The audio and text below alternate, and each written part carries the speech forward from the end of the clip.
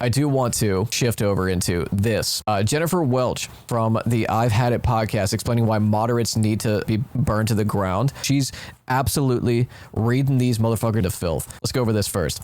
Okay. I've had it with moderates. Tell them, Jen. No, you don't say. I think when somebody says, well, I'm a moderate, they're allowing for some space in that statement that is exclusionary to marginalized groups. Or as I like to call them, shy reactionaries. I'm a moderate. You're a shy reactionary. And the inverse of this, the Republican moderates, they're shy liberals. That's all you're embarrassed. You're embarrassed. Or I suppose this is more like of a statement on like the undecided voters during elections when media is interviewing like moderate voters or undecided voters. What they're saying is, let's talk to small business tyrants and local like Republican agitators to recenter the conversation on what like the petite bourgeois want. Let's refocus. Let's not talk to, let's do the diner interviews, but let's never talk to the line cooks or the wait staff or the bartender. Let's only talk to the retirees and the small business owners that are, going to be late to the office because they're in a meeting. But what they're really doing is, having drinks with their buddies at the local eatery. Meaning if somebody says they're moderate, then they don't go all the way in on DEI being a legitimate proposal for a very, very diverse nation like the United States of America. Or they say, I'm moderate. And in that, what I hear is, look, I'm okay. The guy that cuts my hair, darling, he's gay. But, I'm moderate. I don't like all this other gay stuff. That's an incredibly either suburbs or rural statement, The guy who cuts my hair, he's gay, or she's gay. She a lesbian. She likes ladies. I just don't give a fuck about whether or not they're able to, marry the person that they're with. I just don't want to be all up in my face with it. Feel like they're just saying enough. And I just think right now at this stage in Trump's America, you're either batshit crazy or you're for everybody. Or you're not, yeah. And so I want to burn moderates to the ground. All moderates. All moderates.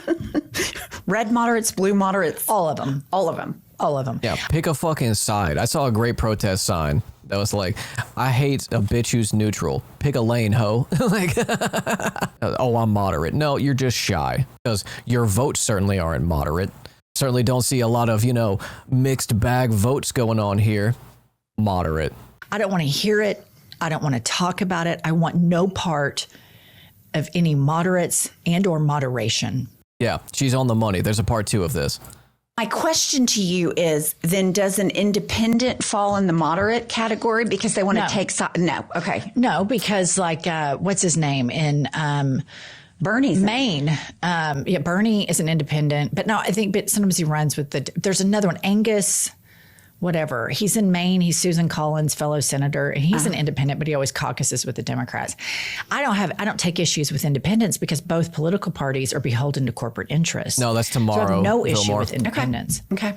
I take issue with somebody saying, are the wine moms being radicalized? I don't know these ladies at all. I mean, the I've Had It ladies are certainly becoming more radicalized. That much is for sure.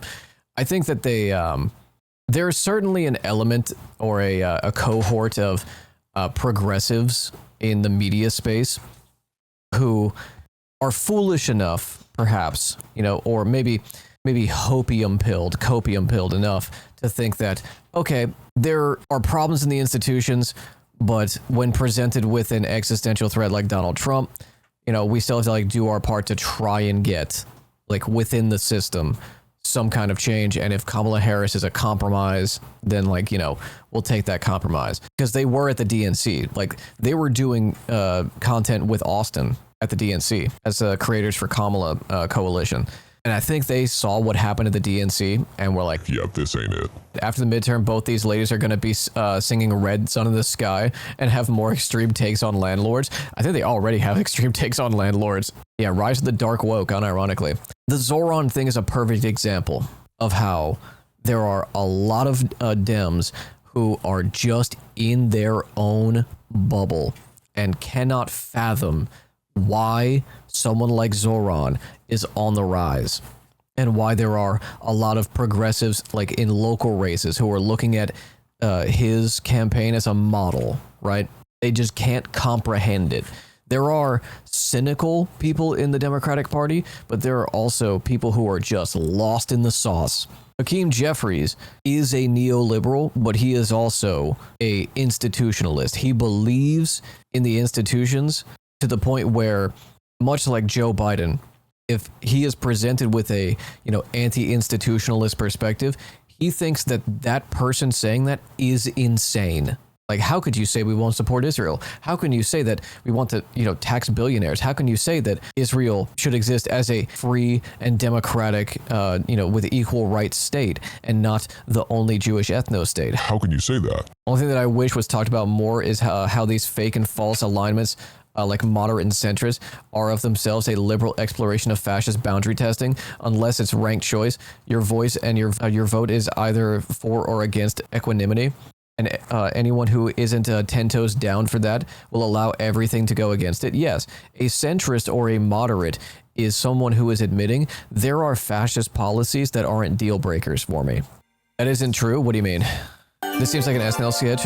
What the fuck? That is the most insane statement. Which one? I forget what those messages were in context to. Okay, I mean, like, what I'm saying is that there is no Republican policy that should be tolerated, and everything is healthy in moderation. I'm not talking about moderation in your consumption of alcohol or pornography. I'm talking about policies that affect the lives of millions of people. Like there's no middle of the road on apartheid. There's no middle of the road on genocide. There's no middle of the road on whether or not people have health care, right? No middle of the road on whether or not we treat immigrants like human beings. A moderate is just someone who is embarrassed to admit that they have reactionary positions. Or in the Republican case, embarrassed to admit that they don't want to put all gay people in a fucking blender. I always remember in conversations like this a quote that I think I always kind of fuck up, but consciously said it, and the way I remember it going is, I am a racist anti-racist because one cannot completely deconstruct white supremacy while existing in a white supremacist society. That shit will always be in the back of your brain that you constantly have to deconstruct. You're never over it, right? It's the ship of Theseus for your brain.